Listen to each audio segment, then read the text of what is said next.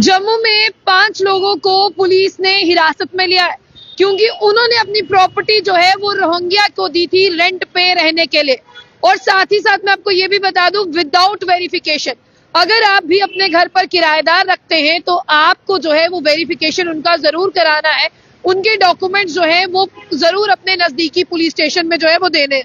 तो फिलहाल मैं आपको ये बताने की कोशिश करूं कि यहाँ पर जिस तरह से जम्मू कश्मीर पुलिस की बात करते हैं, उन्होंने ये दावा किया है कि उन्होंने 5 लोगों को हिरासत में लिया है क्योंकि अपनी प्रॉपर्टी जो है उन्होंने यहाँ पर रोहिंग्यास को यानी रेफ्यूजीज को रहने के लिए दी थी।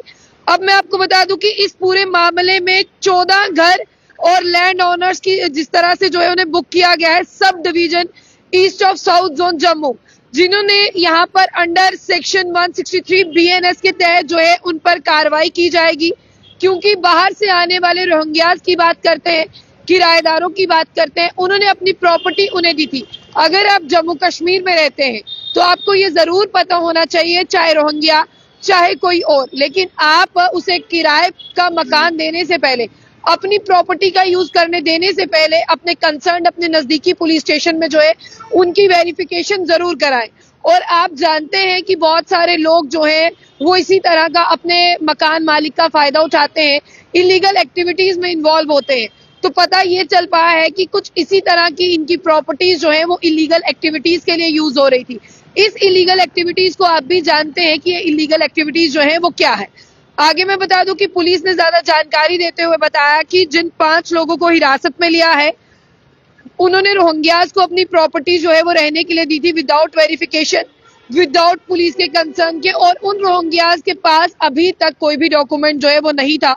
और साथ ही साथ ये मकान जो है वो इलीगल एक्टिविटीज के लिए यूज होते थे। इसलिए जम्मू कश्मीर पुलिस ने इसे आइडेंटिफाई करते हुए केस रजिस्टर किया है लैंडलॉर्ड के खिलाफ।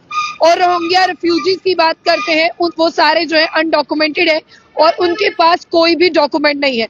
तो ऐसे रोहिंग्या या ऐसे लोग जिनके पास एक भी डॉक्यूमेंट नहीं है, जिनकी पुलिस वेरिफिकेशन नहीं हुई, वो जम्मू और कश्मीर के लिए वाकई में खतरा है, हमारी सिक्योरिटी के लिए खतरा है।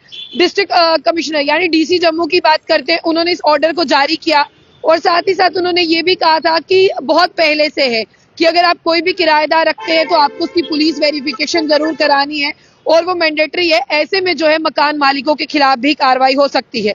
आगे मैं आपको ये भी बताना चाहूंगी किस किस धारा के तहत जो इन पर केस रजिस्टर किया गया है।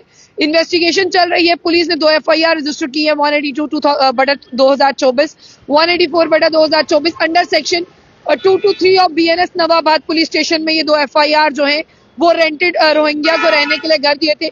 इसी तरह की 3 FIR 296/2024, 297/2024, 298/2024 सेक्शन 223 BNS के यहाँ पर रजिस्टर है। मैं आपको बता दूं नजदीकी पुलिस स्टेशन में। उसके आगे 14 और की अगर हम बात करें, अभी उन पर इन्वेस्टिगेशन चल रही है।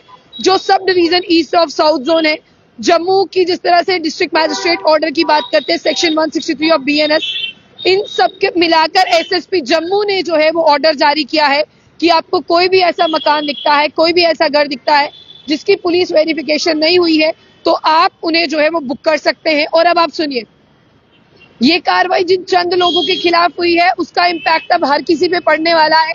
SSP जम्मू ने अलग अलग टीम्स को बनाया है ताकि मोहल्ले और लोकेलिटीज में जाएं और ये देखें कि कौन से रेंटेड हाउस की जो है वेरिफिकेशन हुई है, किसके डॉक्यूमेंट पुलिस स्टेशन में और किसके नहीं है।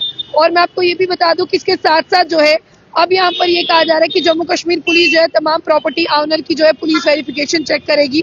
और जिस तरह से कुछ लोग इस प्रॉपर्टी को इलीगल तरीके से यूज कर रहे हैं, हमने कश्मीर में भी देखा, हमने जम्मू में भी देखा, उनके खिलाफ जो है सख्त कार्रवाई करेगी। और जो सोसाइटी को इस तरह से गंदा करने की कोशिश करेंगे तो फिर पुलिस को जो है सुधारना था। फिलहाल जाने से पहले जम्मू बुलेटिन न्यूज को लाइक और फॉलो करना ना भूलें।